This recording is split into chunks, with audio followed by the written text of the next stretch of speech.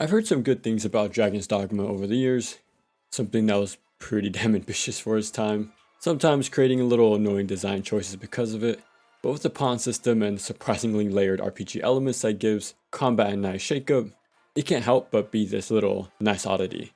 And well, with the sequel being revealed some time ago, guess it's no better time than now to dig into it myself.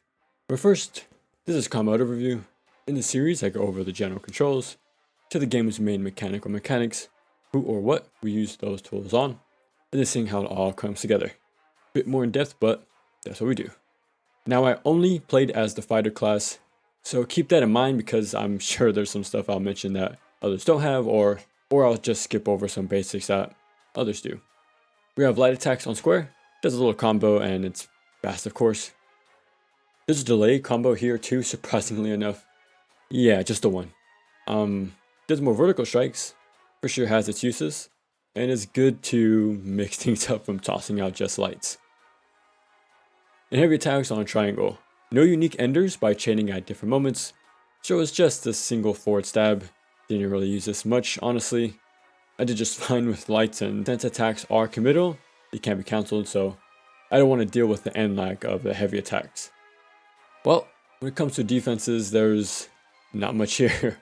Looking at this game, it seems kinda similar to another dark fantasy RPG where timing or iframe roll is the go-to thing to do, while here we have no roll. Felt kinda weird without it, so most times you're just going to be slowly walking around or jumping to reposition around attacks. Fighter does have a shield, can block with it of course, but I never really used it because you have a whole crew with you, so enemies just get bullied before they toss anything out. And surprisingly, you can counter by timing your block, and it's not the best out there. It's pretty okay and just kinda tossed in. And again, you have a whole crew, so the 1v1 close quarters encounters where you gotta learn patterns never happens in this game at all. So it's just a mass fest as everyone dogpiles a single enemy. Onto our HUD, green is health, and this orange-red meter underneath is stamina. Now attacking does not use this. It doesn't slow down, or I couldn't really tell if it does. We don't have a roll, like I said, so that doesn't use it up either. So stamina is only used when sprinting, climbing or grabbing, and when using your skills. So let's go through that. While holding R1 and pressing a face button, you'll toss out a skill. And these are fully customizable, so you can basically make your own little move list when it comes to these. And they actually do specific things that other skills can't do, like hitboxes and attack ranges, that kind of thing. Or how they affect enemies too. So this forward rush stinger attack can go far, closing the distance and flooring enemies. But if you try to do that to a ghoul zombie enemy, which are very sturdy, they won't get flung and you'll stay there in front of them with that end lag.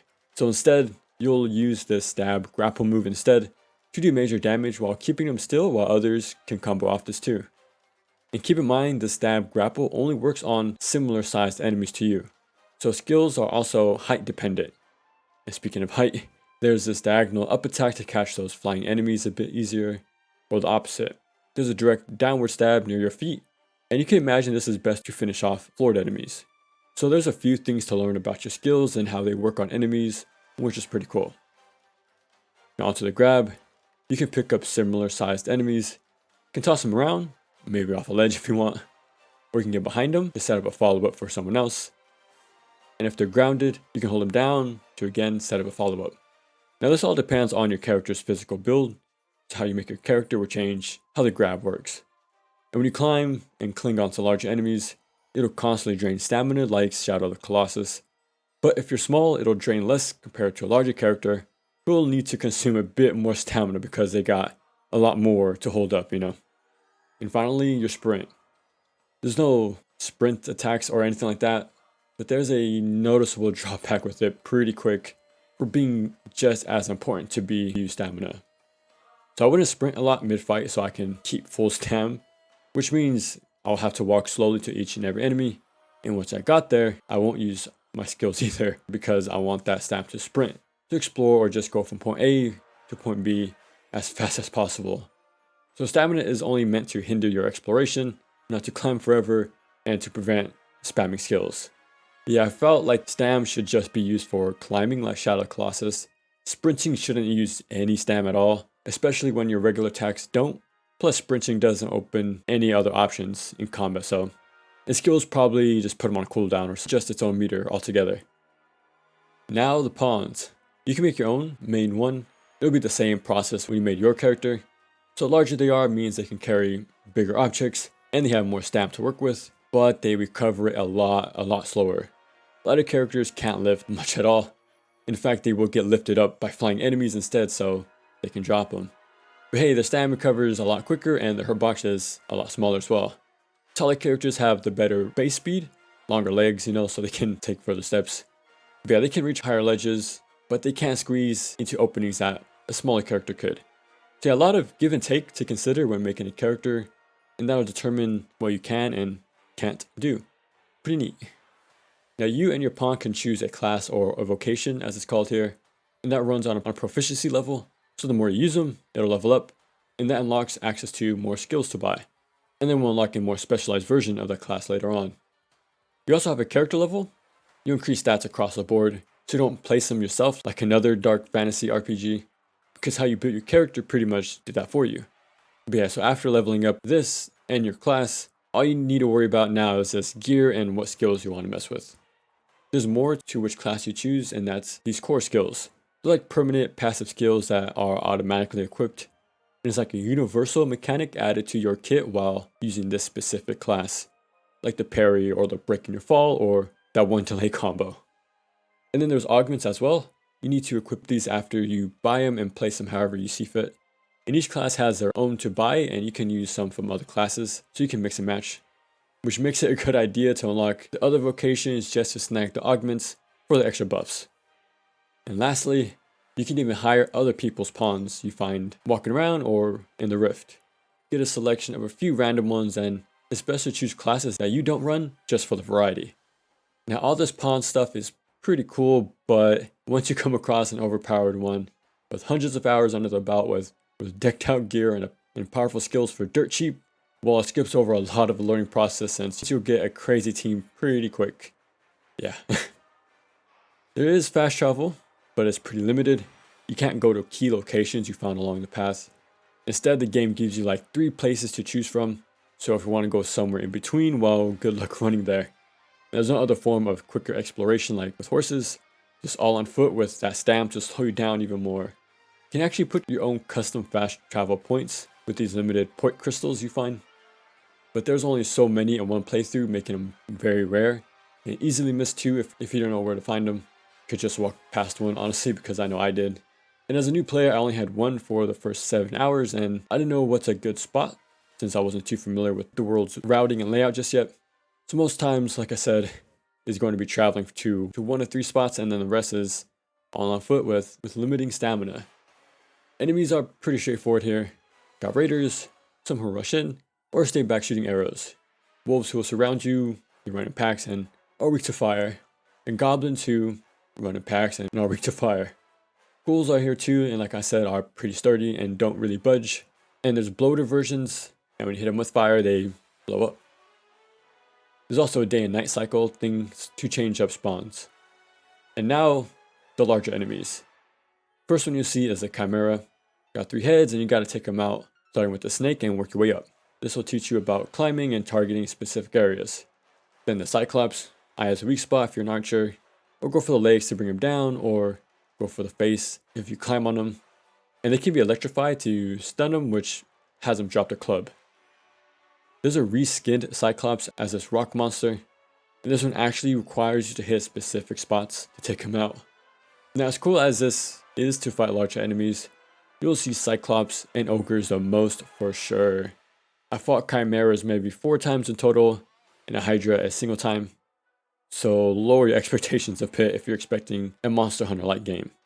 But the fight with the dragon at the end has a few phases to it, really making it a huge battle. And when you beat the dragon, you get a strong weapon for your class. Then you unlock post-game stuff that furthers after it ends. And you'll dive into this abyss and you make your way inside to get from what I can tell random rooms which are filled with enemies and get to fight a boss at the end. And you can keep doing these, really letting you fight more than just a few Cyclops during the story. And that's Dragon's Dogma, Dark Arisen. Oh yeah, it's more RPG than action, I'll say. So it's not about fighting constantly like Stranger Paradise or East 9. So combat isn't something you're going to be doing a lot, and when you do, it's the same small handful of baddies.